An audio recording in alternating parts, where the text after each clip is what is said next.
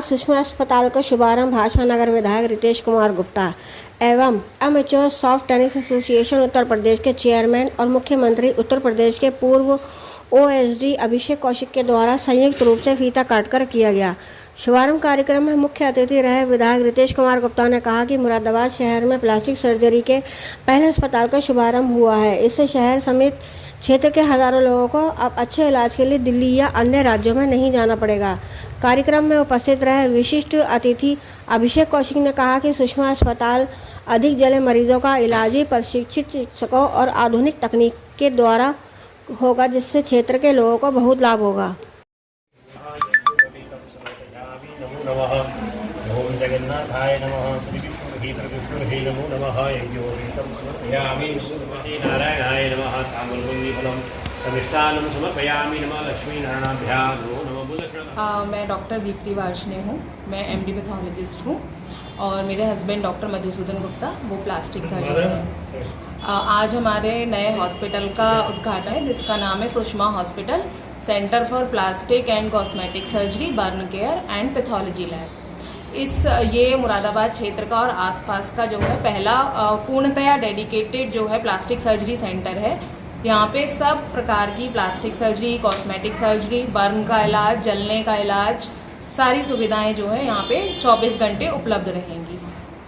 और यहाँ पे पैथोलॉजी लैब की सुविधा भी उपलब्ध है जहाँ पे सब प्रकार के जो है पैथोलॉजी से रिलेटेड सारे टेस्ट किए। नमस्कार, मैं doctor Madhusudan Gupta, board certified qualified plastic, cosmetic, burn and hair transplant surgeon हूँ, जो मुरादाबाद में सुषमा हॉस्पिटल के अंतर्गत काम कर रहे हैं। प्लास्टिक सर्जरी की 3-4 मेन पार्ट बने हुए हैं। इसमें से सबसे पहले आता है कॉस्मेटिक सर्जरी। कॉस्मेटिक सर्जरी में जो हम कवर करते हैं उसमें किसी के भी शरीर की चर्बी को घटाना, किसी के भी शरीर में अगर कहीं गड्ढा है, गालों में गड्ढे हैं, उस गड्ढों को भरना, कहीं भी शरीर पे कोई निशान है, चेहरे पे निशान है, कोई तिल है, मस्सा है, स्किन टैग है, उन्हें हटाना, किसी के शरीर पे बाल ज़्यादा हैं, अनचाहे बाल हैं, उन्हें हटाना, कहीं पे बाल कम हैं तो उन्हें बालों को बढ़ाना, चाहे वो सिर के हों, चाहे वो दाढ़ी के हों, चाहे वो आईब्रो के हों,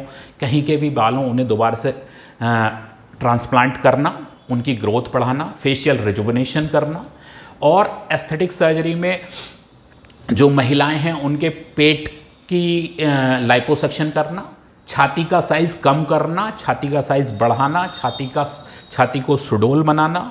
आदमी के लिए भी कॉस्मेटिक सर्जरी है। जो फाइन रिंकल्स हैं, जो आपकी आईलेट्स, अपर आईलेट्स जो लेज़ी आइज़ हो जाती हैं, जो स्किन के फोल्ड्स बन जाते हैं, उन्हें हटाना है, ब्लेफरोप्लास्टी करनी है।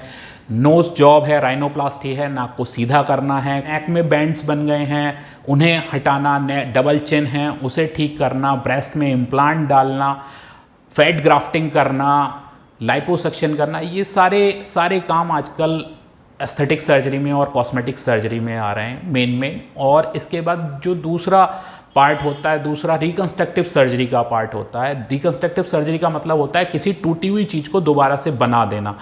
रोड ट्रैफिक एक्सीडेंट में हाथों में, पाँवों में काफ़ी चोटें लग जाती हैं, हाथ की नसें कट जाती हैं, उंगलियां कट जाती हैं, हाथ की टेंडन्स, धागे जिनसे उंगलियां चल रही हैं वो सब कट जाती हैं।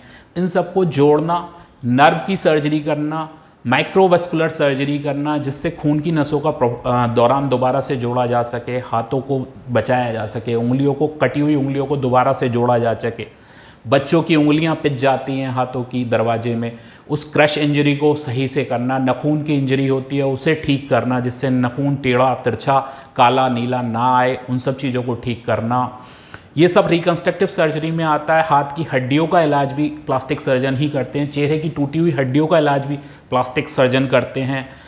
तीसरी चीज़ अगर हम ध्यान देंगे तो बर्न का काफ़ी बड़ा पार्ट है जो प्लास्टिक सर्जरी के अंतर्गत ही आता है। और प्लास्टिक सर्जन साथ में ही बर्न सर्जन भी होते हैं। जो एक्यूट बर्न होता है, गर्म पानी से जल गए, तेल से जल गए, दूध से जल गए, इलेक्ट्रिक करंट से जल गए, बिजली गिरी उससे जल गए हैं, बहुत सारी तरीके से जल जाता है व्यक्ति, उन सब का एक्यूट बर्न का भी इलाज होता है। और बर्न के बाद जो हाथ पाँव उंगलियाँ तिरछी हो जाती हैं, कॉन्ट्रैक्चर बन जाते हैं, आदमी अपना फंक्शनल काम नहीं कर पाता है, फंक्शनल डेफिसिट आ जाती हैं, हाथ में हुई, बगल में बन गया, कोहनी पे बन गया, जिससे आदमी के हाथ पाँव नहीं खुलते हैं और डेली दिनचर्या का जो काम है वो नहीं कर पाता है, उन सबको खोलने का, स्किन ग्राफ्टिंग करने का और फ्लैप सर्जरी करने का, बर्न कॉन्टेक्चर को हटाने का काम भी प्लास्टिक सर्जन ही करते हैं।